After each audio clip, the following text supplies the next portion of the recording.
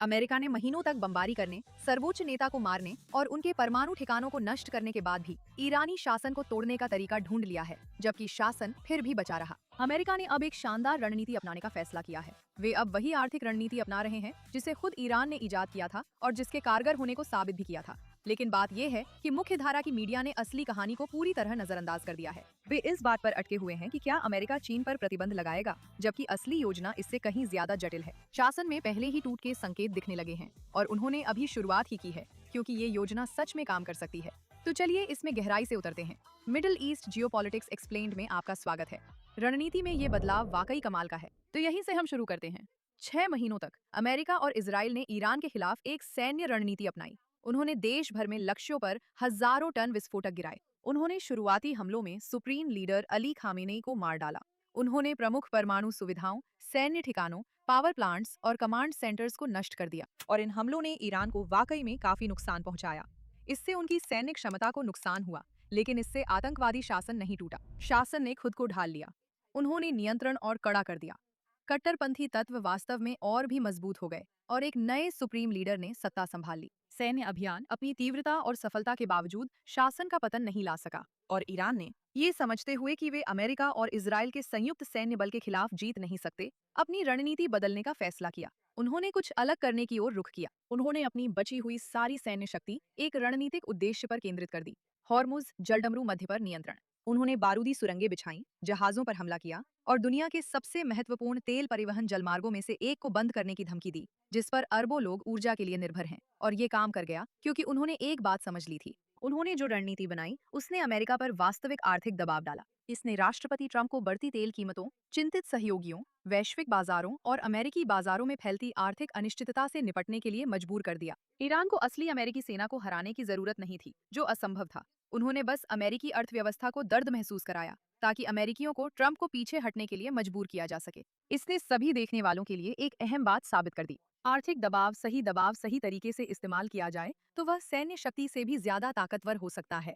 और जब आप पर्याप्त आर्थिक दर्द पैदा करते हैं तो एक महाशक्ति भी सैन्य टकराव बढ़ाने के बजाय बातचीत करना पसंद करेगी। हाँ, ईरान सफल रहा, लेकिन उसकी ये सफलता अनदेखी नहीं रही और अब ट्रंप प्रशासन ने वही रणनीति अपनाने का फैसला किया है, लेकिन इस बार ईरान के खिलाफ। ट्रेजरी सेक्रेटरी स्कॉट बेसेंट ने ऑपरेशन इकोनॉमिक आउटकास्ट की घोषणा की, जो एक आर्थिक अभियान है जिसे ईरानी शासन में डॉलर के प्रवाह को व्यवस्थित रूप से रोकने के लिए तैयार किया गया है। ट्रंप खुद इसे किसी भी देश के खिलाफ अब तक की सबसे कठोर आर्थिक कार्रवाई बता चुके हैं और ये एक बहुत बहुत अच्छा प्लान है। बेशक इसमें कुछ गंभीर खामियां हैं, जिन्हें हम जल्द ही विस्तार से बताएंगे, लेकिन हैरानी की बात यह है कि ये वही खामियां नहीं हैं जिनके बारे में मीडिया आपको पुटसा रही है, क्योंकि मुख्य धारा की मीडिया ने इसे पूरी तरह से गलत समझा है। वे सभी इसी बात पर अटके हुए हैं कि क्या अमेरिका चीन पर प्रतिबंध लगाएगा और क्या चीन अमेरिकी दबाव में सहयोग करेगा, जबकि चीन ने साफ कहा है कि वो ऐसा नहीं करेगा। लेकिन यही बहस पूरी खबरों में छाई हुई है। ये समझने के लिए कि ये बहस असली कहानी से पूरी तरह कैसे भटक रही है, आपको एक तथ्य समझना होगा। ईरान की अर्थव्यवस्था चीन पर बहुत हद तक निर्भर है। चीन ईरान के बचे हुए तेल निर्यात का लगभग 90% खरीदता है। यह तेल बिक्री ईरान के लिए सालाना लगभग 30 अरब डॉलर की आमदनी का प्रतिनिधित्व करती है, जो कि उनके पूरे सरकारी बजट का लगभग 45% है। अगर चीन वो तेल नहीं खरीदेगा तो ईरान की सरकार सचमुच चल ही नहीं सकती। तो हर कोई मानता है कि अमेरिका की रणनीति में किसी तरह चीन को ईरानी तेल खरीदना बंद करवाना शामिल होगा, भले ही इससे अमेरिका को भारी नुकसान उठाना पड़े और इसका जाहिर है गंभीर परिणाम हो सकते हैं। लेकिन अमेरिका पहले ही कुछ कदम आगे है। अमेरिका को चीन पर प्रतिबंध लगाने या चीन को सहयोग के लिए मनाने की जरूरत नहीं है, क्योंकि एक नौसैनिक नाकाबंदी पहले से ही ईरान की तेल बिक्री को लगभग अपने आप ही रोक रही है। यही वो अहम बात है जिसे हर कोई नजरअंदाज कर देता है। जब संघर्ष शुरू हुआ था तब फरवरी में ईरान चीन को रोजाना 1.57 मिलियन बैरल तेल भेज रहा था और अगस्त तक ये घटकर सिर्फ 5 लाख बैरल प्रतिदिन रह गया, यानी लगभग 6 महीनों में 66% की भारी गिरावट आई है। अमेरिकी नौसेना ईरानी टैंकरों को बंदरगाहों से निकलने से सीधे रोक रही है, इसलिए चीन उस तेल को नहीं खरीद सकता जो देश से निकल ही नहीं सकता। इससे फर्क नहीं पड़ता कि वे ईरान के साथ कितना सहयोग करना चाहते हैं या वे तेल खरीदने के लिए कितने इच्छुक हैं, तेल बाहर जा ही नहीं सकता। जितनी भी पाबंदियों की बात हो रही है वे तेजी से घटती तेल निर्यात पर केंद्रित हैं और यह गिरावट ईरान पर पहले से ही पड़ रहे आर्थिक दबाव का एक बड़ा कारण है। देखिए, आर्थिक डीडे की ये योजना कई पहलुओं वाली है और इससे ईरान को कई कई अलग अलग तरीकों से प्रभावित करने के लिए बनाया गया है और सिर्फ चीन पर ध्यान केंद्रित करना एक गलती है। हाँ, वे अभी भी ईरान से खरीद रहे हैं। और क्या अमेरिका सैद्धांतिक रूप से चीन को उस तेल के लिए गंभीर पाबंदियों की धमकी दे सकता है? हाँ, वे ऐसा कर सकते हैं। क्या वे वास्तव में ऐसा करेंगे? नहीं, लगभग निश्चित रूप से नहीं। ट्रेजरी सेक्रेटरी ने ये बात साफ कर दी है जब उन्होंने कहा, मैं वैश्विक वित्तीय प्रणाली को क्यों ध्वस्त करना चाहूंगा। अगर अमेरिका प्रमुख चीनी बैंकों पर पाबंदियां लगाता है तो ये वैश्विक व्यापार को बर्बाद कर सकता है या कम से कम उसे काफी नुकसान पहुंचा सकता है, जिससे अमेरिकी कंपनियों को भी नुकसान होगा और साथ ही चीन की तरफ से अमेरिकी तकनीक और निवेश पर जवाबी कार्रवाई भी हो सकती है और ये बिल्कुल भी फायदेमंद नहीं है। कोई भी ऐसा नतीजा नहीं चाहता। इसलिए असली रणनीति का मकसद चीन को जबरन सहयोग के लिए मजबूर करना बिल्कुल नहीं है।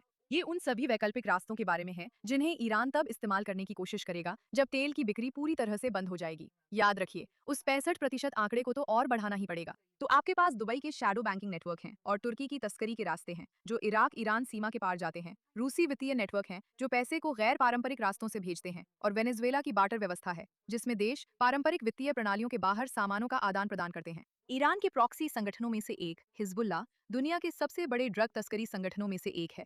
और आप क्या सोचती हैं, वो सारा पैसा कहाँ जाता है? यही वो पैसा है जिस पर ऑपरेशन इकोनॉमिक आउटकास्ट्स प्रतिबंध लगाने की कोशिश कर रहा है। और यही वजह है कि ये सच में काम कर सकता है। नाकाबंदी मुख्य आय स्रोत को काट देती है, प्रतिबंध हर दूसरे रास्ते को बंद कर देते हैं। और अगर नाकाबंदी तेल की सारी खेपों को नहीं रोक पाती तो बाकी सब कुछ फिर भी महत्वपूर्ण है। इस ऑपरेशन का नतीजा साफ है, इसका मकसद शासन को गिराना है। ईरानी शासन के आतंकवाद को रोकने के लिए अमेरिका के पास आगे बढ़ने का यही एक तरीका है। लेकिन अच्छी खबर यह है, ये अमेरिका द्वारा ईरानी जनता की इच्छा के खिलाफ शासन परिवर्तन थोपना नहीं है, जैसा कि पहले कई बार असफल हो चुका है। खास तौर पर ईरान में नहीं, लेकिन ज्यादातर बार जब अमेरिका ने शासन परिवर्तन थोपने की कोशिश की है तो वह इतना सफल नहीं रहा है। ईरानी लोग खुद ये बदलाव चाहते हैं, उन पर बाहर से कोई दबाव नहीं है, वे खुद इसे हासिल करने की कोशिश कर रहे हैं।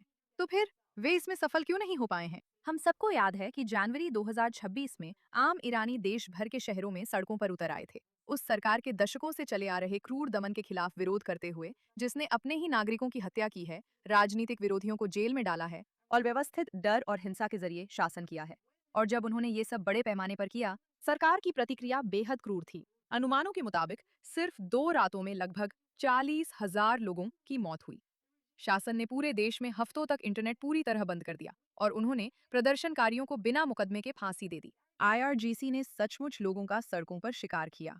हकीकत बिल्कुल साफ और अटल है। ईरानी लोग चाहे जितने भी बहादुर हों और जितनी भी बुरी तरह से वे बदलाव चाहते हों, वे अकेले इस शासन को नहीं गिरा सकते। आईआरजीसी दुनिया के सबसे ताकतवर सैन्य और सुरक्षा संगठनों में से एक है। यह विचारधारात्मक रूप से शासन के प्रति समर्पित है, भारी हथियारों से लैस है और अपने ही लोगों के खिलाफ बेरहमी से बल प्रयोग करने के लिए तैयार है। संयुक्त राज्य अमेरिका और इजराइल ने पहले ही 6 महीनों तक भारी सैन्य बल के जरिए आईआरजीसी को तोड़ने की कोशिश की थी। उन्होंने कुछ ही मिनटों में सर्वोच्च नेता को मार डाला।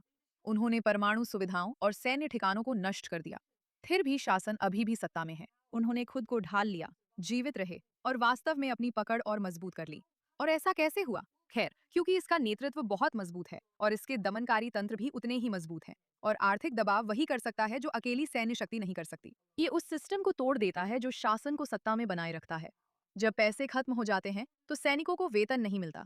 जब सैनिकों को वेतन नहीं मिलता तो वे हमेशा आदेश मानने को तैयार नहीं रहते। और जब सैनिक आदेश मानना बंद कर देते हैं तो दमन की पूरी व्यवस्था बिखर जाती है। यही सैनिक प्रदर्शनकारियों को रोक रहे हैं और यही सैनिक नेतृत्व को सुरक्षित रख रहे हैं। और यही वे लोग हैं जिन्हें यह रणनीति निशाना बनाती है। और यही वजह है कि ये वहां काम कर सकता है जहां केवल सैन्य बल असफल रहा है। लेकिन इससे एक और सवाल उठता है कि अब तक जो आर्थिक प्रतिबंध पहले से ही व्यापक हैं, वे सफल क्यों नहीं हुए? इस बार क्या अलग है? तो ये समझने के लिए कि ये अभियान वहां सफल क्यों हो सकता है जहां पहले के प्रतिबंध असफल रहे, आपको ये समझना होगा कि पहले वास्तव में क्या गलत हुआ था और क्यों उन प्रतिबंधों ने हालात को बेहतर करने के बजाय और भी खराब कर दिया। अमेरिका दशकों से ईरान पर लगातार प्रतिबंध लगा रहा है। कई सरकारों ने इस तरीके को आजमाया है। इतने समय बाद भी इसका नतीजा न तो शासन का पतन हुआ है और न ही कोई महत्वपूर्ण राजनीतिक बदलाव आया है। इसके बजाय आम ईरानी लोगों को इसका भयंकर नुकसान उठाना पड़ा, जबकि शासन वास्तव में और अमीर और मजबूत हो गया। ऐसा कैसे हुआ? दरअसल प्रतिबंधों ने आम नागरिकों को विनाशकारी तरीकों से प्रभावित किया। खाद्य पदार्थों की कीमतें आसमान छूने लगीं और दवाइयां फार्मेसियों में उपलब्ध नहीं रहीं और नौकरियां भी खत्म हो गईं। अर्थव्यवस्था सिकुड़ गई और आम लोग जीवित रहने के लिए संघर्ष करते हुए और भी गरीब होते चले गए। लेकिन खुद शासन, वे और अमीर हो गए। और भले ही ये उल्टा लगता है, लेकिन ऐसा सिर्फ इसलिए है क्योंकि जब आप समझते हैं कि प्रतिबंध वास्तव में अधिनायकवादी व्यवस्थाओं पर कैसे काम करते हैं, तो यह समझ में आता है। प्रतिबंध काले बाजार और तस्करी के नेटवर्क बनाते हैं और जब आईआरजीसी उन काले बाजारों पर नियंत्रण कर लेती है क्योंकि वे बल प्रयोग करने को तैयार होते हैं और प्रतिबंध व्यवस्था के मुख्य लाभार्थी बन जाते हैं, अमेरिका द्वारा लगाया गया हर प्रतिबंध लगाता है वह सेना के लिए तस्करी, प्रतिबंधों को चकमा देने वाले नेटवर्क, अवैध व्यापार और वित्तीय योजनाओं के जरिए भारी मुनाफा कमाने के नए मौके पैदा करता है जिन तक सामान्य व्यवसाय नहीं पहुंच सकते। तो कुल मिलाकर इसका असर ये हुआ कि प्रतिबंधों ने ईरानी लोगों को भूखा और बेबस बना दिया, लेकिन दमन के तंत्र को और अमीर और ज्यादा ताकतवर बना दिया। असल में उसी तंत्र को मजबूत कर दिया जिन पर दबाव डालने के लिए ये प्रतिबंध लगाए गए थे। ऑपरेशन इकोनॉमिक आउटकास्ट बुनियादी रूप से अलग है क्योंकि ये बिल्कुल अलग चीज को निशाना बना रहा है। वे आर्थिक प्रोत्साहन जो सैनिकों और सुरक्षा बलों को शासन के प्रति वफादार बनाए रखते हैं, यही पूरी रणनीति को आगे बढ़ाता है। जहां आईआरजीसी सैनिक निश्चित रूप से इस्लामी क्रांति और शासन के अस्तित्व के प्रति वैचारिक रूप से प्रतिबद्ध हैं, वहीं कई मायनों में वे आर्थिक लाभ से भी प्रेरित होते हैं। उन्हें बहुत अच्छी तनख्वाह मिलती है, उन्हें ब्लैक मार्केट के सामान और उपभोक्ता उत्पादों तक पहुंच मिलती है जो आम नागरिकों को नहीं मिलती। उन्हें समाज में प्रतिष्ठा और विशेषाधिकार भी मिलते हैं और उनके परिवारों का गुजारा भी उनकी सैन्य आय से चलता है और वे उसी पर निर्भर रहते हैं। असल में आर्थिक प्रोत्साहन ही विचारधारा को व्यवहार में कारगर बनाता है। अगर आप पैसे हटा दें तो विचारधारा काफी हद तक कमजोर हो जाती है। बिल्कुल, मैं उन पागल कट्टरपंथियों की बात नहीं कर रही हूँ जो सबसे ऊपर हैं, लेकिन सेना में ज्यादातर लोगों के लिए हाँ, वे विचारधारात्मक रूप से जुड़े हुए हैं, लेकिन वे आर्थिक रूप से भी सेना पर बहुत ज्यादा निर्भर हैं, यानी वे अपना पद छोड़ नहीं सकते। आईआरजीसी में होना फायदेमंद है। ये आपकी सुरक्षा, आपकी सुविधा और आपके परिवार की भी गारंटी देता है। क्या आपने कभी सोचा है कि इतने सारे ईरानी शासन के खिलाफ हैं, फिर भी इतने सारे सैनिक उसका समर्थन क्यों करते हैं? हाँ, फिर से उनमें से कुछ के लिए ये धार्मिक है, लेकिन बहुतों के लिए ये आर्थिक कारणों से है। एक सत्तावादी शासन इसलिए जीवित रहता है क्योंकि सैनिक नियंत्रण बनाए रखने, असहमति को दबाने और जनता के खिलाफ बल प्रयोग करने के आदेशों का पालन करते हैं। लेकिन वे आदेशों का पालन क्यों कर रहे हैं? कुछ लोग ये डर के कारण करते हैं, निश्चित रूप से, लेकिन बहुत से लोग मुख्य रूप से इसलिए करते हैं क्योंकि उन्हें वेतन, सुविधाएं और प्रतिष्ठा जैसे आर्थिक फायदे मिलते हैं। और जब आप पैसे को पूरी तरह से हटा देते हैं और उस बड़े प्रोत्साहन को हटा देते हैं जिससे पूरा सिस्टम चलता है, तो भूखे सैनिक खुश नहीं रहते। यही है ऑपरेशन इकोनॉमिक आउटकास्ट की मुख्य बात। ये सिर्फ किसी अमूर्त अर्थ में पीड़ा पैदा करने की कोशिश नहीं करता, जैसे कि खाना खरीदना मुश्किल बना देना। ये खास तौर पर उन आर्थिक तंत्रों को निशाना बनाता है जो सैनिकों की वफादारी बनाए रखते हैं और दमन की व्यवस्था को रोजाना चलाते हैं। जब एक सैनिक को वेतन नहीं मिलता, जब उसका परिवार भूखा रहता है, जब वो अब उस दर्जे, विशेषाधिकार और सामानों तक पहुंच का खर्च नहीं उठा सकता जो पहले उसे आदेश मानने के लिए प्रेरित करते थे, उसकी शासन के लिए आदेशों का पालन करने की इच्छा डगमगाने लगती है और वो शासन से नाराज हो जाता है। इसी वजह से ऑपरेशन इकोनॉमिक आउटकास्ट का मुख्य उद्देश्य पैसे को निशाना बनाना है, न कि ईरानी लोगों के लिए और अधिक पीड़ा और सजा पैदा करना, बल्कि खास तौर पर उस आर्थिक नींव को तोड़ना है जो दमन के तंत्र को चलाती है और शासन को नियंत्रण बनाए रखने देती है। अगर सैनिक पाला बदल लें तो लोग भी शासन के खिलाफ हो सकते हैं और फिर शासन खत्म हो सकता है। ईरान की सरकार की आय तेल निर्यात से आती है। युद्ध से पहले ईरान लगभग 2 मिलियन बैरल तेल प्रतिदिन निर्यात कर रहा था, जिससे सालाना लगभग 57 अरब डॉलर की आमदनी होती थी, जो सरकार की कुल आय का लगभग 55% है और यही शासन की सारी गतिविधियों की नींव है। लेकिन अमेरिका ने समुद्री नाकाबंदी लगा दी है। अगस्त 2026 तक ये निर्यात भयानक रूप से घटकर लगभग 3 लाख बैरल प्रतिदिन रह गए हैं। ये सिर्फ कुछ महीनों में 85% की गिरावट है। सरकारी खजाने में तेल की आमदनी न आने पर शासन अपने सैनिकों को वेतन नहीं दे सकता, राज्य नियंत्रण की व्यवस्था बनाए नहीं रख सकता और एक सरकार के रूप में सही मायनों में काम नहीं कर सकता। अब जैसा कि हमने कहा, बाकी 45% है। ईरान की अर्थव्यवस्था पहले से ही गंभीर संकट में है, जिसका मतलब है कि शासन पहले से ही कमजोर है और उसकी मुद्रा पूरी तरह से गिर चुकी है। रियाल की कीमत सिर्फ एक साल पहले $1 के लिए लगभग 10 लाख रियाल थी और अब अगस्त तक अब इसकी कीमत $1 के लिए 2 मिलियन रियाल हो गई है, जिसका मतलब है कि ईरान को जो भी चीजें दूसरे देशों से आयात करनी है वे सब दोगुनी महंगी हो गई हैं। खाद्य मुद्रास्फीति साल दर साल 87% पर चल रही है, यानी खाने पीने की चीजों की कीमतें एक ही साल में दोगुनी हो गई हैं और लोग अपने खाने से मांस और फल पूरी तरह से हटा रहे हैं क्योंकि अब वे इन्हें खरीदने में सक्षम नहीं हैं। और यह बात खुद ईरानी लोग कह रहे हैं। सरकार का जो फूड कूपन लोगों को जीवित रहने में मदद करने के लिए दिया जाता है, उसकी कीमत अब सिर्फ $6 प्रति माह के बराबर रह गई है। देश भर के पेट्रोल पंपों पर सचमुच ईंधन खत्म हो रहा है और बिजली की सप्लाई भी नियमित रूप से सीमित और काटी जा रही है। पानी की कमी अब बिल्कुल आम हो गई है। दवाइयां फार्मेसी की शेल्फ से गायब होती जा रही हैं क्योंकि दवा कंपनियां दवाइयां आयात करने के लिए जरूरी विदेशी मुद्रा नहीं जुटा पा रही हैं। बेरोजगारी बहुत भयानक है क्योंकि कामकाजी उम्र के केवल 1/3 ईरानी ही किसी भी रूप में रोजगार में लगे हुए हैं। पिछली बार जब शासन के खिलाफ विद्रोह हुआ था, तब भी हालात पहले से ही बहुत खराब थे।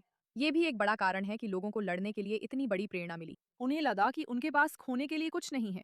लेकिन अब हालात और भी बदतर होते जा रहे हैं और ये बहुत भयानक है कि ईरान के लोग इसके परिणामों को भुगतेंगे। लेकिन याद रखिए, ये पहले से ही एक बहुत बड़ी मानवीय संकट है जिसे शासन ने ही पैदा किया है और जो आम लोगों की जिंदगियों को बर्बाद कर रहा है। और ये सब कुछ तो तब हो रहा है जब ऑपरेशन आर्थिक बहिष्कार पूरी तरह से लागू भी नहीं हुआ है। हाँ, ईरान के लोग तकलीफ झेलेंगे, लेकिन वे पहले से ही झेल रहे हैं और यही मौका है जब चीजें बदल सकती हैं। इस ऑपरेशन का मुख्य उद्देश्य शासन को ही निशाना बनाना है। यह तथ्य कि शासन पहले से ही इतना असुरक्षित है, लोग पहले से ही इतनी तकलीफ में हैं और आर्थिक दबाव पहले से ही मौजूद है। इस तीव्रता का मतलब है कि ये ऑपरेशन पहले से मौजूद दबाव में और इजाफा कर सकता है और मूल रूप से शासन को यह संदेश देना है कि हम आपको इस आर्थिक पतन से उबरने नहीं देंगे। हम व्यवस्थित रूप से यह सुनिश्चित करेंगे कि आर्थिक गिरावट तब तक जारी रहे जब तक शासन गिर नहीं जाता। तो असली प्रतिबंध क्या है? अधिकांश समाचार नेटवर्क ये ठीक से नहीं समझाएंगे कि प्रवर्तन तंत्र वास्तव में कैसे काम करता है। और हाँ, इसका बहुत सा हिस्सा निजी रखा जा रहा है। लेकिन इसके अलावा उन्होंने आपको वास्तव में यह भी नहीं बताया कि संयुक्त राज्य अमेरिका की नौसेना द्वारा नौसैनिक नाकाबंदी कैसे की गई। तो आप शुरुआत में ही उन पर कैसे भरोसा कर सकते हैं? जैसा कि हम जानते हैं, अमेरिकी नौसेना प्रत्यक्ष रूप से और सक्रिय तौर पर ईरानी तेल को देश से बाहर जाने से रोक रही है और ईरानी टैंकरों को रोकने और जब्त करने के लिए लगातार रोजाना अभियान चला रही है। अमेरिकी युद्धपोत सक्रिय रूप से हॉर्मुज जलडमरू मध्य और ईरान के आसपास के पानी में गश्त कर रहे हैं और जब ईरानी तेल टैंकर ईरानी जल क्षेत्र से बाहर जाने की कोशिश करते हैं तो ये जहाज उन्हें रोक लेते हैं, उन पर चढ़ जाते हैं, माल जब्त कर लेते हैं और जहाजों को अंतर्राष्ट्रीय जल क्षेत्र में पहुंचने से पहले ही वापस मोड़ देते हैं। यही ईरान को पहले से ही झेलनी पड़ रही गंभीर आर्थिक परेशानियों का मुख्य कारण है और निश्चित रूप से नाकाबंदी ही मुख्य आय स्रोत पर सबसे बड़ा असर डालती है। लेकिन ऑपरेशन इकोनॉमिक आउटकास्ट सिर्फ नाकाबंदी तक ही सीमित नहीं है, इसमें और भी बहुत कुछ शामिल है। इसमें विशेष लक्षित प्रतिबंध भी शामिल हैं, जो चरणों में और उन महत्वपूर्ण आर्थिक क्षेत्रों में लागू किए जाएंगे जिन पर ईरान निर्भर करता है।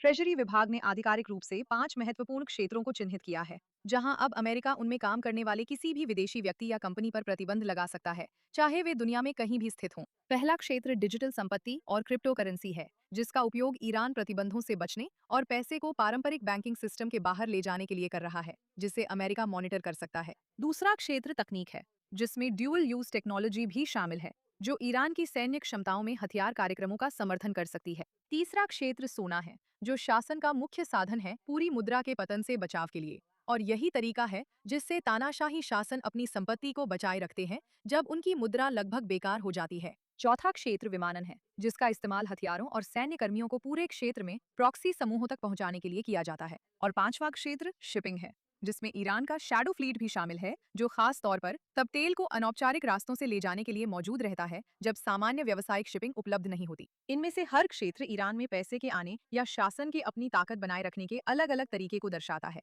और हर एक पर लगाए गए प्रतिबंध एक अलग रास्ता बंद कर देते हैं, यह साबित करने के लिए कि यह वाकई हकीकत है, सिर्फ बयानबाजी नहीं। ट्रेजरी ने तुरंत ही परमाणु खरीद नेटवर्क, साइबर ऑपरेशंस, इंफ्रास्ट्रक्चर और तेल परिवहन आपूर्ति श्रृंखलाओं में लगभग 60 संस्थाओं, व्यक्तियों और जहाजों को नामित कर दिया। सबसे महत्वपूर्ण बात यह है कि ये सूचीबद्ध करने की कार्रवाइयां हांगकांग, चीन, यूएई और सिंगापुर के जरिए चलने वाली खास आपूर्ति श्रृंखलाओं को निशाना बनाते हैं। ये दिखाता है कि रणनीति वास्तव में न तो अस्पष्ट है और न ही सिर्फ सामान्य रूप से दुबई को धमकी दे रही है। ये खास बैंकों, खास कंपनियों और खास व्यापार मार्गों का नाम ले रही है, जिनके बारे में अमेरिका जानता है कि उनका इस्तेमाल पैसा और सामान ले जाने में हो रहा है। संदेश ये है कि हमें बिल्कुल पता है कि आपकी व्यवस्था कैसे काम करती है। हमें पता है कि किन खास देशों की कौन सी खास कंपनियां आपके व्यापार को आसान बना रही हैं और हम उन्हें ही खास तौर पर निशाना बना रहे हैं। इस अभियान को बाकी सभी प्रतिबंध अभियानों से अलग क्या बनाता है, वो ये है कि ये एक साथ सबको ब्लैकलिस्ट करने की बजाय चरणों में काम करता है। मान लीजिए, उदाहरण के लिए आपको पता है कि दुबई में कोई ईरान को सोना निर्यात करने में मदद कर रहा है। अगर आप ये दावा करते हैं कि आप बस दुबई पर प्रतिबंध लगाने जा रहे हैं, तो वो बहुत अस्पष्ट, बड़ा और जटिल हो जाता है और आपने उन्हें एक देश के रूप में ब्लैकलिस्ट कर दिया है। लेकिन अगर आप उस खास देश पर कार्रवाई करते हैं और ये स्पष्ट कर देते हैं कि इन लोगों की पहचान कर ली गई है, तो उन्हें निशाना बनाना कहीं ज्यादा आसान हो जाता है। जैसे पहले चरण को देखिए। इस ऑपरेशन का पहला चरण पहले ही पूरा हो चुका है। इसमें जीवन रेखाओं की पहचान की गई है और ईरान के साथ काम करने वाली शुरुआती संस्थाओं को चिन्हित किया गया है। दूसरा चरण जो अब है, उसमें देशों को ईरान के साथ व्यापार रोकने के लिए तय समय सीमा दी जाती है और खास डेडलाइन के साथ पर्दे के पीछे की कूटनीति अपनाई जाती है। वे उन्हें चेतावनी दे रहे हैं और फिर उन्हें कह रहे हैं कि तुम्हें जल्दी ही रुक जाना चाहिए, वरना कुछ होने वाला है, जो तीसरे चरण की ओर ले जाता है। तीसरे चरण में नियमों का पालन न करने वाली संस्थाओं को अमेरिकी वित्तीय प्रणाली से बाहर करने के लिए चिन्हित किया जाता है। उन्हें डॉलर, बैंकों और बाजारों तक पहुंच खोनी पड़ेगी। अगर आप तय समय सीमा के भीतर ईरान के साथ लेन देन बंद नहीं करते, तो अब जब हमने आपकी पहचान कर ली है, तो आपको अमेरिकी अर्थव्यवस्था तक पहुंच खोनी पड़ेगी। और फिर जाहिर है, चौथा चरण द्वितीयक प्रतिबंधों तक बढ़ जाता है, जहां नामित संस्थाओं के साथ व्यापार करने वाले अन्य देशों को भी प्रतिबंधों का सामना करना पड़ता है, जिससे एक श्रृंखलाबद्ध प्रभाव पैदा होता है। तो आप न सिर्फ दुबई की उस विशेष कंपनी को निशाना बनाएंगे, बल्कि दुबई की उस कंपनी के साथ कभी भी काम करने वाली कोई भी अन्य कंपनी अब अमेरिकी डॉलर आदि तक पहुंच नहीं बना पाएगी। यह एक ठोस तर्क है। पहले के अधिकांश प्रतिबंधों ने एक साथ सभी को काली सूची में डाल दिया था, जिससे काले बाजार और वैकल्पिक प्रणालियां बन गई थीं। ये तरीका देशों को विकल्प और असली परिणाम देता है। ये एक एक करके रास्ते बंद कर देता है, जब तक कि पैसे के लिए शासन तक पहुंचने का कोई रास्ता न बचे।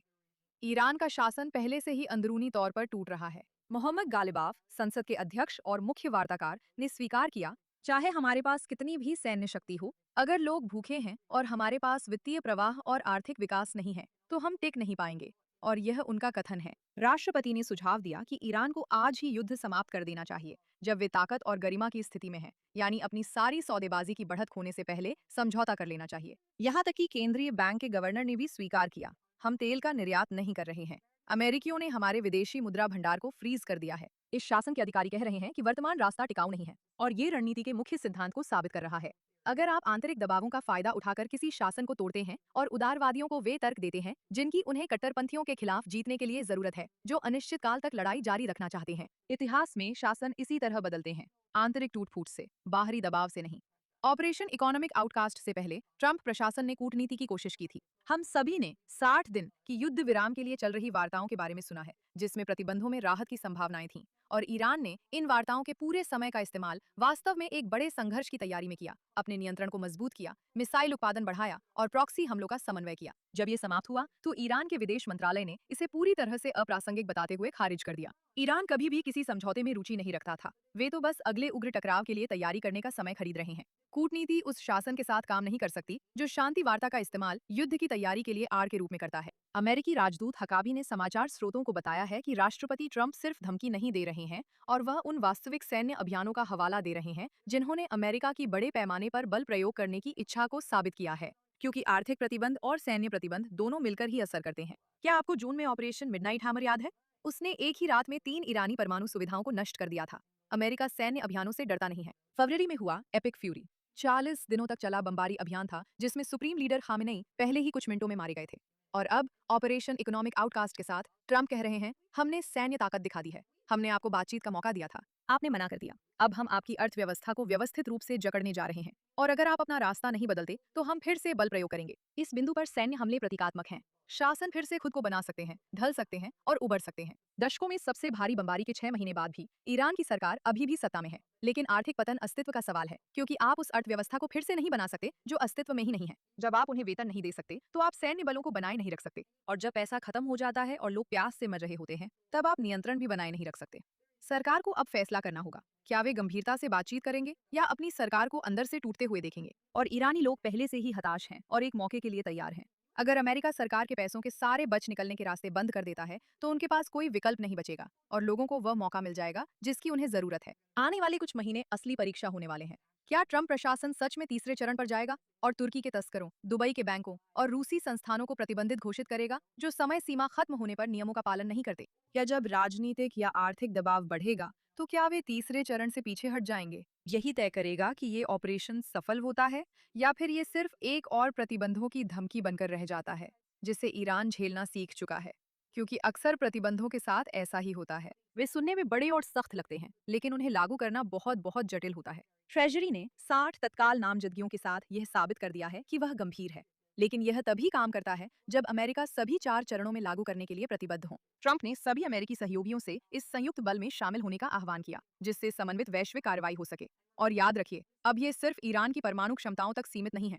ईरान का हॉर्मुज़ जलदमरू मध्य पर नियंत्रण वैश्विक जहाजरानी को हर जगह प्रभावित कर रहा है, और इससे हर जगह की अर्थव्यवस्थाएं प्रभावित हो रही हैं। गठबंधन का दबाव प्रतिबंधों को प्रभावी बनाएगा और धमकी को विश्वसनीय बनाएगा, जिस तरह से एक तरफा कार्रवाई नहीं कर सकती, और यही उम्मीद है। अगर ये अभियान सफल होता है तो ईरानी लोगों को आखिरकार अपना भविष्य तय करने का मौका मिलेगा। और अगर ये काम नहीं करता, अगर अमेरिका धमकियां देता है लेकिन वास्तव में उन पर अमल नहीं करता, तो शासन एक बार फिर बच जाता है और ईरानी लोगों तथा दुनिया पर दमन जारी रहता है। अब सिर्फ एक ही सवाल मायने रखता है, क्या अमेरिका के पास वाकई इसे पूरा करने की इच्छा शक्ति होगी? इसका जवाब तय करेगा कि क्या ईरानी लोगों को आखिरकार उनकी आजादी मिलेगी, या वे एक ऐसे शासन के अधीन फंसे रहेंगे जो सत्ता में बने रहने के लिए दसियों हजार लोगों की जान लेने को तैयार है। मैं ईरा येराकाय हूँ और अगली बार आपसे फिर मिलूंगी।